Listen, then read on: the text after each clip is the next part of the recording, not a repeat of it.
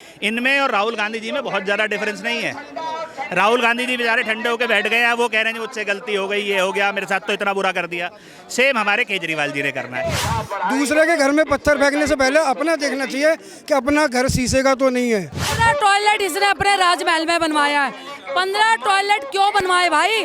अगर तू जान चाहता ना तो दिल्ली की बहनें कई ऐसी है जो अभी भी स्वच्छ करने बाहर जाती है, तूने उनके लिए नहीं सोचा क्योंकि तू राजमहल में आम आदमी नहीं है, तू तो खुजली वाल है और ये जेल जाएंगे और इनकी पार्टी की हजामत होके रहेगी। जो केजरीवाल को गरीब आदमी वोट देता है उसका पैसा बर्बाद कर रहा है केजरीवाल। कि भाई साहब ये 8 लाख का पर्दा कहीं ऐसा तो नहीं जैसे वो सुरेश कलमाड़ी के टाइम पे वो 80-80 लाख के टॉयलेट बने थे।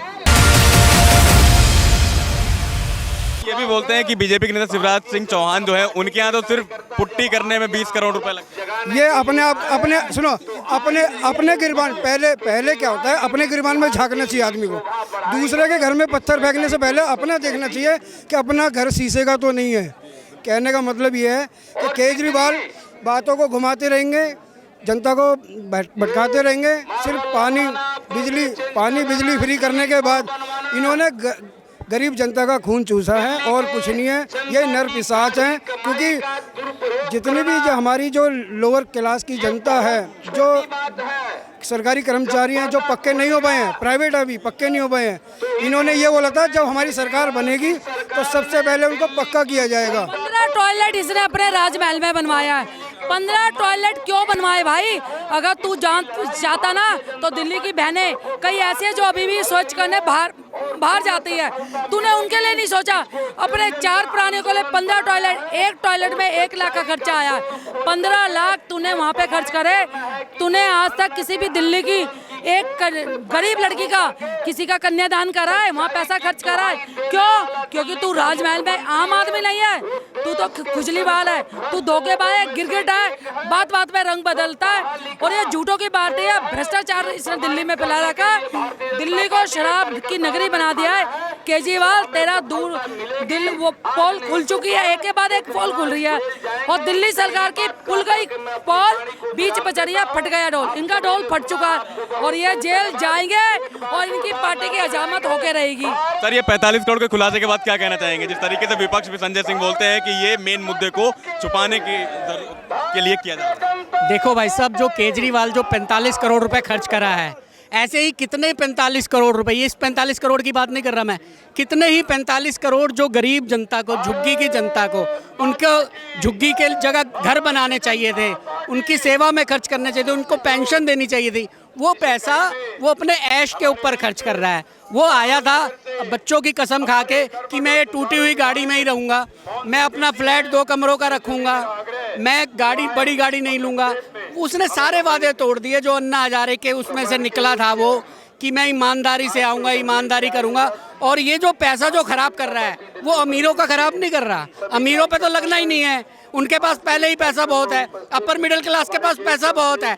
यह पैसा जो उनको वोट देता है गरीब आदमी, जो केजरीवाल को गरीब आदमी वोट देता है, उसका पैसा बर्बाद कर रहा है केजरीवाल। ऐसे ही कितने 45 करोड़ रुपए उस गरीब आदमी की स्थिति बेहतर बना सकता था केजरीवाल। वो सिर्फ झूठा है, वो सिर्फ दिखाता है कि मैं गरीबों का मसीहा हूँ, पर वो गरीबों का ही पैसा लूट। राघव चड्ढा का भी कल बयान सामने आया, बोल रहे थे कि घर 80 साल पुराना है तो उसकी घर की छतें टपक रही थी, तो पीडब्ल्यूडी के अधिकारी हैं उनके द्वारा कहा गया कि इसके रिनोवेशन होना चाहिए, बनना चाहिए।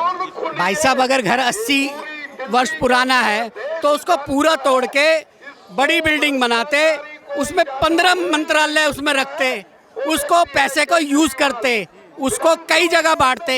एक ही आदमी के लिए इतना बड़ा घर चाहिए, एक ही, और वो नया घर भी नहीं बनाया, उसकी छतें भी नहीं बदलवाई। उसमें क्या बदलवाया है?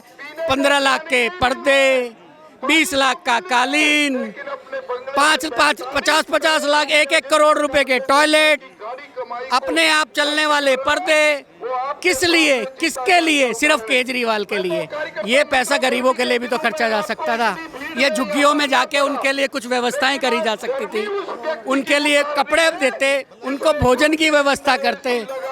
आप ये देख लीजिए, जो दिल्ली के सांसद हैं वो एक रसोई चला रहे हैं। ऐसे भारतीय जनता पार्टी जो है ना, गरीब हित के लिए नीचे तक जा रही है। सबका साथ सबका विकास, ये जो पैसा बर्बाद कर रहा है वो दिल्ली का पैसा गरीब जनता का बर्बाद कर रहा है। देखिए, पहले तो हमें समझना पड़ेगा कि इसको हम पिछले 7 सालों से जिस व्यक्ति को दिल्ली की जनता अन्ना हजारे के मंच से चुन के आई थी, वो व्यक्ति क्या आज वही व्यक्ति है? वो ढीली कमीज, हवाई चप्पलें, आप इसकी मानसिकता देखिए कितनी घटिया है। पहले इसने इंडियन आर्मी पे सवाल उठाए, उसके बाद ये 45 करोड़ तो एक बहुत छोटा सा हमारे सामने आया है। उससे पहले इसके 2 मंत्री जेल में हैं। 1 साल तक इसने अपने एक मंत्री से इस्तीफा नहीं लिया, उसे पूरी फैसिलिटी देता रहा। आज इसे ये पता है कि अब जेल जाना है, ठीक।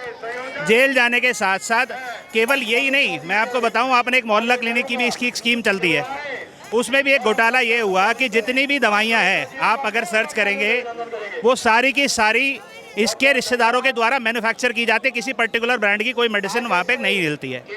ये लोग जो रिकमेंड करते हैं वो मेडिसिन इनके पास आती हैं। उससे पहले घोटाला हुआ कि एक डॉक्टर को विजिट पे इतने पैसे मिलेंगे, इतने पेशेंट विजिट करेंगे और उसको उतने पैसे उस हिसाब से मिलेंगे।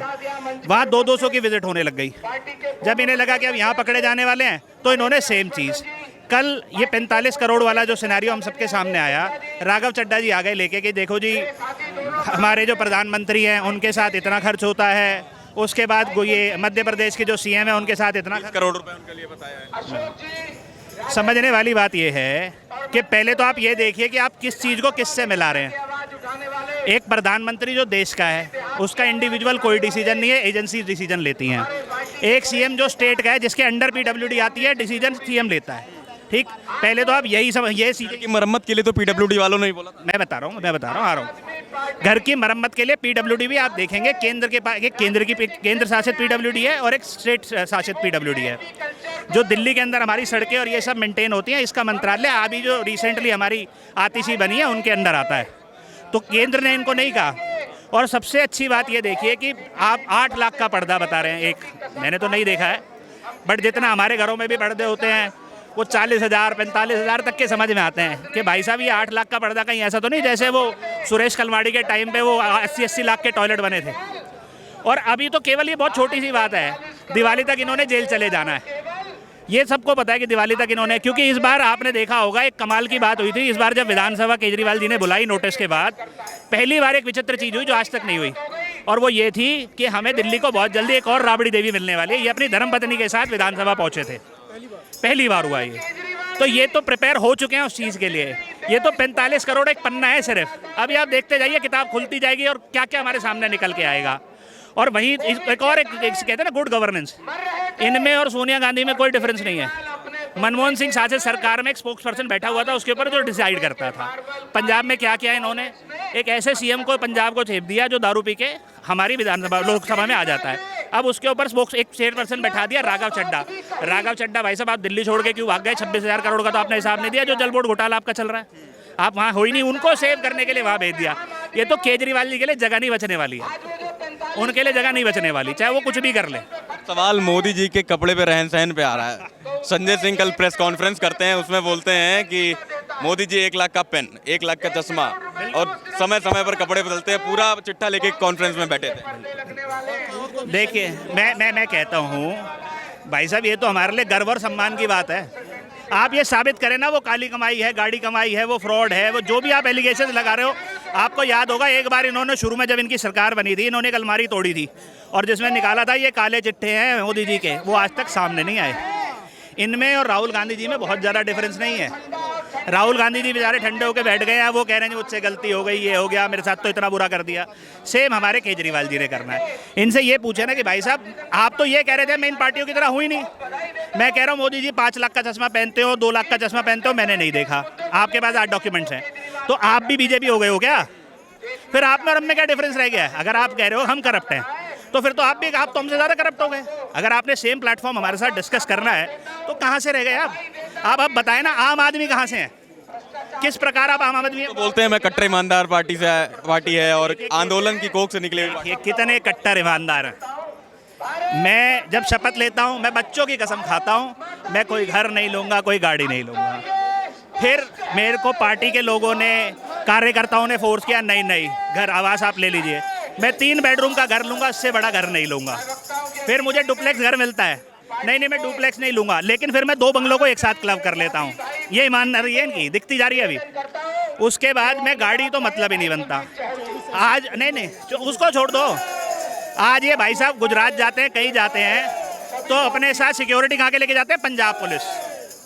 कितनी सोचने वाली बात है कि पंजाब पुलिस दिल्ली के सीएम को एस्कॉर्ट कर रही है वहाँ पे। आप मशीनरी का किस प्रकार यूज़ कर रहे हैं, फिर भी ये कट्टर ईमानदार है।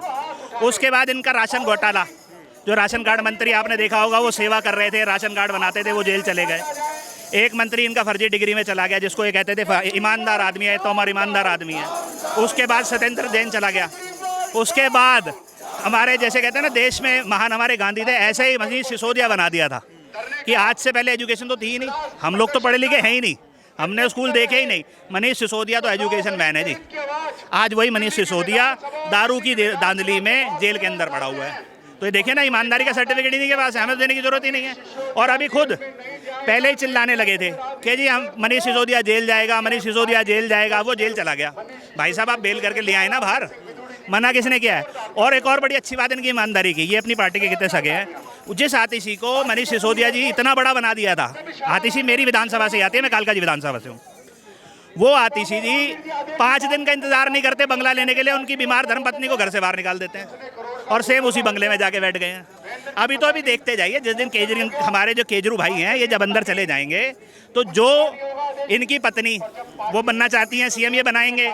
इधर हमारी आतिशी सीएम बनना चाहती हैं। ये आम आदमी अपने आप में जितनी स्पीड से ऊपर आई थी ना, उतनी स्पीड से विलुप्त हो जाएगी, ये हम सबको तय है।